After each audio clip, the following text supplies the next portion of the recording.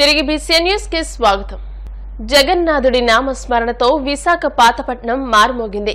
ఏటా అత్యంత వైభవంగా జరిగే రథయాత్ర ఈ ఏడాది కూడా భక్తుల కోలాహలం మధ్య శోభాయమానంగా సాగింది.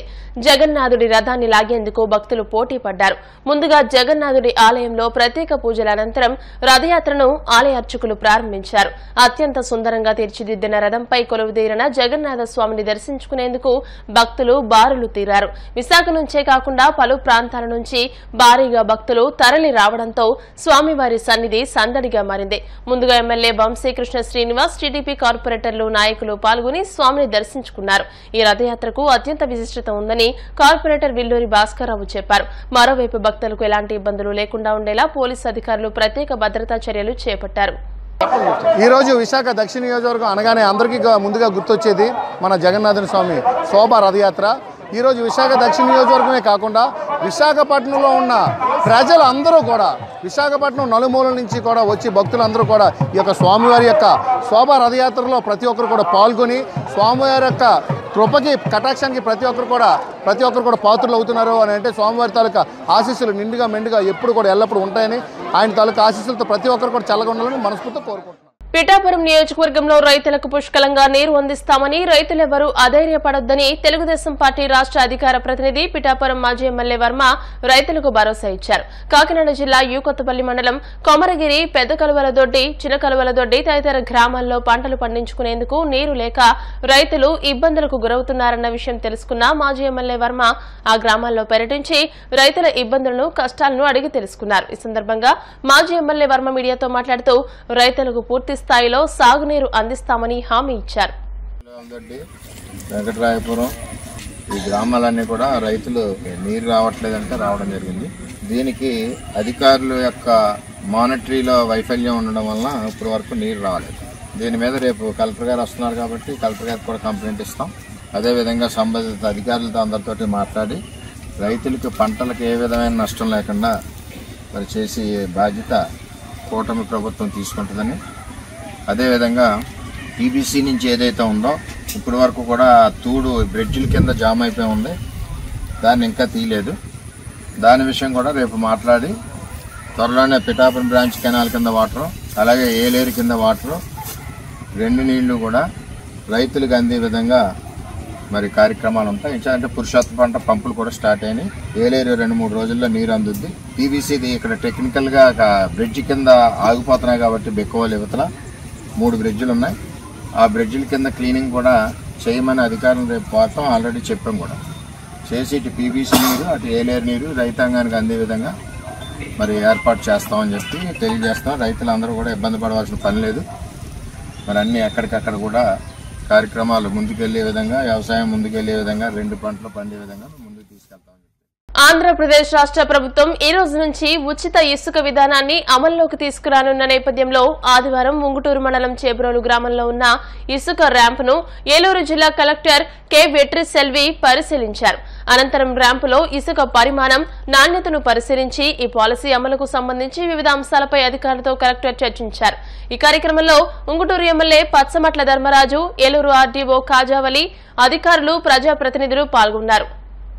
రాష్ట్ర డీజీపీ ద్వారకా తిరుమలరావు గుంటూరులో పర్యటించారు. కృష్ణానగర్లోని శ్రీ లక్ష్మీ నరసింహస్వామి, శ్రీ వెంకటేశ్వర స్వామి ఆలయాలను ఆయన సందర్శించారు. అనంతరం కుటుంబ సమేతంగా ప్రత్యేక పూజలు నిర్వహించారు. ఆయన మాట్లాడుతూ రాష్ట్రంలో పోలీసులు జవాబుదారీతనంతో పనిచేయాల్సి ఉందని డీజీపీ పేర్కొన్నారు. ప్రజారక్షణ కోసం నిరంతరం పనిచేస్తామన్నారు. పోలీసు సిబ్బంది సమస్యల పరిష్కారానికి చర్యలు చేపడతామని అన్నారు. నేను ఇక్కడే గుంటూరులో ఇక్కడ చాలా దగ్గరలో ఉన్నటువంటి ఎలిమెంటరీ స్కూల్ చదువుకున్నాను. మేము ఉండేది కూడా నివాసగృహం దగ్గరలోనే కృష్ణా పార్క్ ఎదురు ఉండేది. అప్పుడు స్కూల్కి వెళ్ళేవాళ్ళం. ఈ గుడికి కూడా చిన్నప్పుడు కూడా వస్తుండేవాడిని చాలా సంవత్సరాలుగా. డీజీపీ అయినా ఖచ్చితంగా మళ్ళీ పాత రోజులు గుర్తు చేసుకుంటూ ఆదివారం రోజు ఇట్లా లక్ష్మీనారాయణ స్వామి ఆలయం దర్శించుకోవాలని, తర్వాత ఆఫ్ కోర్స్ వెంకటేశ్వర స్వామి కూడా అయితే తర్వాత వచ్చింది అనుకోండి. మేము చిన్నప్పుడు అయితే ఇదే ఉండేది. ఈ మధ్య కాలంలో దాన్ని పునర్నిర్మించారు. అప్పుడు పునర్నిర్మాణం జరిగినా కూడా చూసి వెళ్ళాను నేను ఒకసారి. చాలా బాగా జరిగింది రీకాన్సిక్రేషన్, అదంతా కూడా మంచిగా జరిగింది కాన్సిక్రేషన్. అప్పుడు ఉన్న దానికన్నా చాలా వైభవంగా పెద్దగా తయారైంది. అందుకని వచ్చి మళ్ళీ అప్పుడు దర్శించుకోవడం జరిగింది.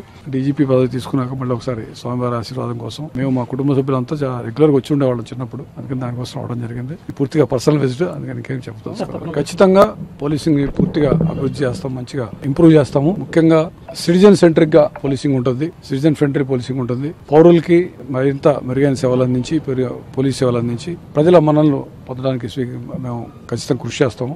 అన్నిటికన్నా మించి మా పని అంతా కూడా పనితీరంతా పారదర్శకంగా ఉంటుంది. సైంటిఫిక్ ఎవిడెన్స్ ప్రకారం ఇన్వెస్టిగేషన్లు అనేవి జరుగుతాయి.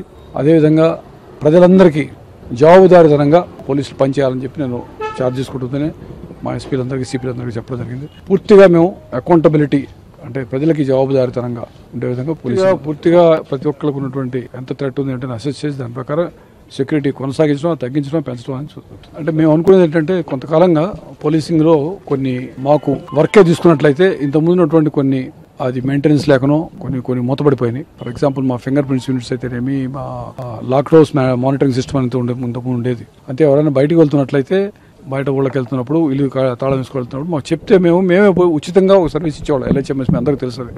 ఇవన్నీ కూడా కొంత మూతపడినాయి. ఈ విధంగా అవన్నింటినీ ఇంప్రూవ్ చేసి వాటికి ఏదైనా మెయింటెనెన్స్ ఛార్జెస్ కానీ ఉన్నట్లయితే మొత్తం కట్టి ప్రజలకి అందుబాటులోకి పోలీసింగ్ తీసుకొస్తాం అనేటువంటి ఆలోచన ఒకటైతే, పోలీసు యొక్క ఒక విధంగా మా కింది స్థాయి ఉద్యోగుల బాగోగులు చూసుకోవడం అనేది కొంచెం తగ్గినట్టుగా అనిపించింది. సో దాన్ని కూడాను పోలీసు ఉద్యోగస్తుల సంక్షేమం కోసం ప్రత్యేకంగా దృష్టి సారిస్తాం. శాంతి భద్రతలు కానీ నేర పరిశోధన కానీ అన్నీ కూడా చాలా సైంటిఫిక్గా ఎవిడెన్స్ ప్రకారం చేయడం జరుగుతుంది. ఏది జరిగినా కూడాను పూర్తిగా ఎవిడెన్స్ ప్రకారం చేసే విధంగా చేస్తాము.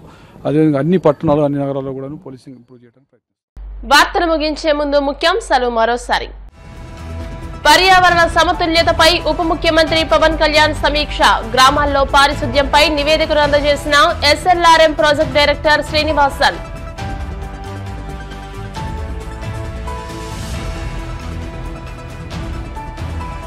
ఇడుపులపాయలో వైఎస్ఆర్ జయంతి విడివిడిగా ప్రార్థనలు నిర్వహించిన మాజీ సీఎం జగన్, కాంగ్రెస్ నేత షర్మిల.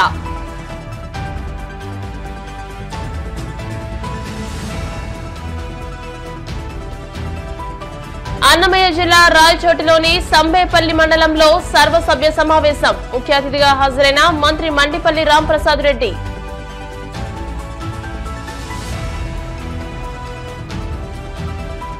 గుంటూరులో పర్యటించిన రాష్ట్ర డీజీపీ ద్వారకా తిరుమలరావు. కృష్ణానగర్లోని లక్ష్మీ నరసింహస్వామి, వెంకటేశ్వర స్వామి ఆలయాల్లో ప్రత్యేక పూజలు. ఈ వార్తలు ఇంతటితో సమాప్తం. మరిన్ని వార్తల కోసం BCM digital YouTube channel, Facebook page ని ఫాలో అవ్వండి. అప్డేటెడ్ వార్తల కోసం ప్లీజ్ సబ్స్క్రైబ్.